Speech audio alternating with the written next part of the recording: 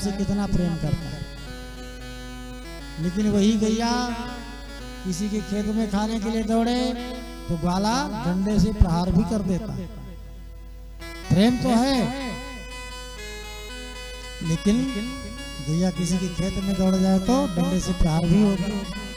तो कहने का मतलब दंड हम उसे देते हैं जिससे हम अपना मानते हैं।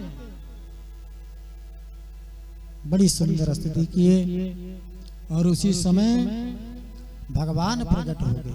भगवान नारायण, ब्रह्मा जी और सब देवताओं ने मिलकर के भगवान नारायण की बड़ी सुंदर स्तुति की। सब ब्राह्मण मिलकर कहते हैं नारायण समस्त यज्ञ के अंग आप ही हो। भगवान को कहते हैं आप साक्षात यज्ञ स्वरूप ही हो। हविष्यान भी आप हो, भोक्ता भी आप हो, मंत्र भी आप हो, समिधाएं भी आप हैं, हवन सामग्री भी आप हैं।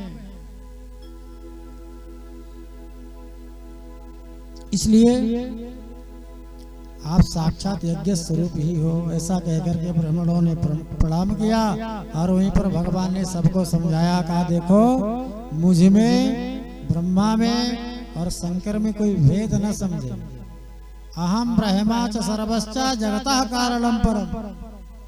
हम वस्तुतः एक ही हैं, जिसका जैसा काम उसका वैसा स्वरूप। जैसे व्यक्ति एक ही है, यदि उसने धोती कुर्ता पहन लिया, टीका लगा लिया तो लोग कहेंगे पंडित जी प्रणाम, और वही काली कोट पहन लिया तो कहेंगे वकील साहब नमस्ते। वही सफेद पैंट शर्ट पहन लिया तो डॉक्टर साहब हो गए, कभी वकील साहब हो गए, कभी पंडित जी हो गए। लेकिन वस्तुतः वो होते है तो एक ही। ऐसे भगवान कहते हैं कि मुझ में, ब्रह्मा में और शंकर में कोई भेद न समझे। अहम ब्रह्मा च सर्वश्च जगतः कारणम परम।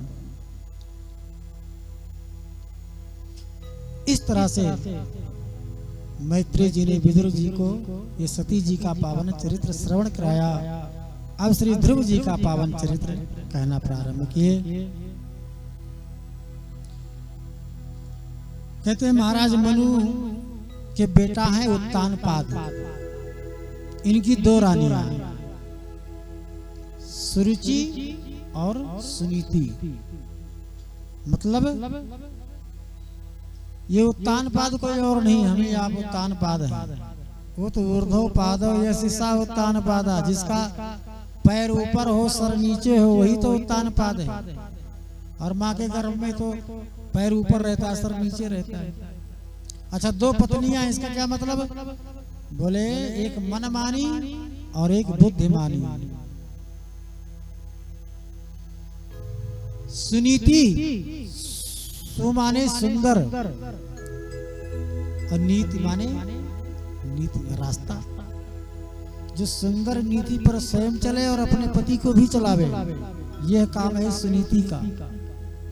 और दूसरी पत्नी का नाम है सुरुचि। सुरुचि माने स्वस्य रुचिर यस्य सा सुरुचि। जो अपने मन को ठीक लगे वह करो। शास्त्र पुराण सब पुराने पड़े, अब नया जमाना है भैया, मौज मस्ती से रहो। अब शास्त्र कहते हैं कि ब्रह्म मुहूर्त में जाग जाओ। ब्राह्मे मुहूर्ते या निद्रा सा पुण्यलक्ष्य कारिणी। ब्रह्म मुहूर्त की निद्रा पुण्य को नष्ट करने वाली है, शास्त्र कहते हैं। और मन कहता है वाह महाराज, सुबह सुबह तो बढ़िया नींद आती है। शास्त्र के अनुसार जो चले, स्वयं चले और अपने पति को चलावे, यह काम है सुनीति का।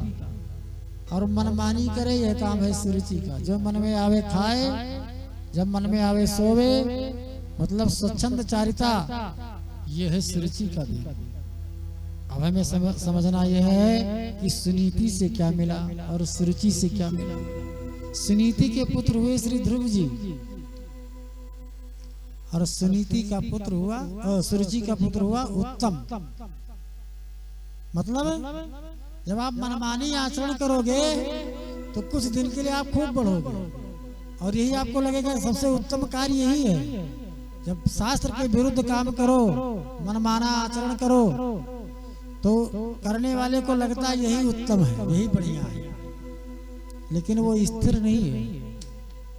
श्री ध्रुव जी आज भी असंख्य तारे हैं, उन तारों के बीच में चमक रहे हैं। तो सुनीति को जब बहुत दिनों तक संतान नहीं हुआ तो सुनीति के कहने पर महाराज उत्तानपाद ने सुरुचि से दूसरा विवाह कर लिया। अब विवाह करके जब सुरुचि को लेकर के घर में आए, सुरुचि ने जब सुनीति को देखा, कहा ये कौन है? महाराज ने कहा ये मेरी बड़ी पत्नी। बोले ये रहेगी तो मैं नहीं रहूंगा, यदि मुझे घर में रखना है तो जितना जल्दी हो सके इसको घर से निकालो। मतलब जहां सुंदर नीति होगी वहां सुरुचि टिक भी तो नहीं पाएगी। कहा सबसे पहले इनको हटाओ। महाराज उत्तानपाद ने सुरुचि के कहने पर सुनीति को घर से बाहर निकाल दिया।